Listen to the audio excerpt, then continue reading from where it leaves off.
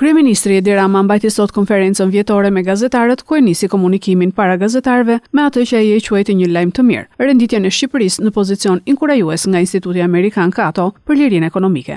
Rama paraqiti bilancin ekonomik të Shqipërisë në vitin 2025 dhe ndaloi tek paga mesatare që ka arritur në 830 euro, ndërsa paga minimale do të shkojë në 500 euro.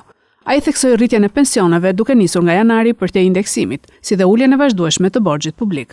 Rama përmendi edhe mbështetjen për strehim social, arsim profesional dhe rritjen e të ardhurave të shtetit pa rritur taksat. Kryeministri u shpreh se brenda vitit të ardhshëm çdo biznes në Shqipëri duhet të ofrojë pagesa elektronike.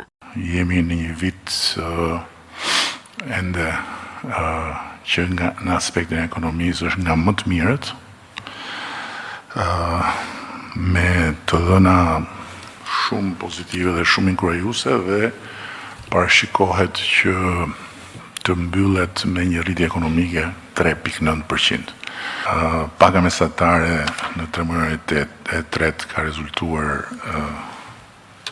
833 euro, që është një rritje domethënëse. Kemi për pak ditë edhe hyrjen në fuqi të ligjit për pagën minimale që shkon në 500 euro. Rama tha se nga shtatori 2026 do të mundësohet transporti për nxënësit dhe mësuesit me mjete Made in Albania. Gjithashtu ai foli për rishikimin e kurikulave për klasat e para të 6-ta të 10-ta të arsimit parashkollor dhe transformimin e universitetit.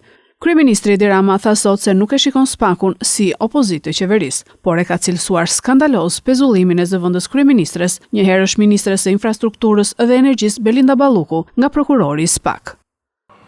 Ky rast ndryshon nga rastet e tjera sepse ka ardhur tek ne. Pra nuk është një rast në rrugën e pushtetit gjyqësor,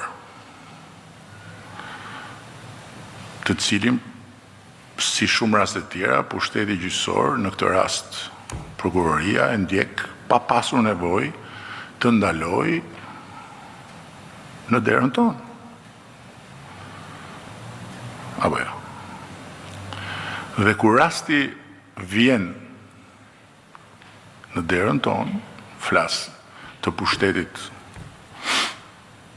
legislativ, atëherë pushteti legislativ duhet shprehet. Nuk është noter i prokurorisë.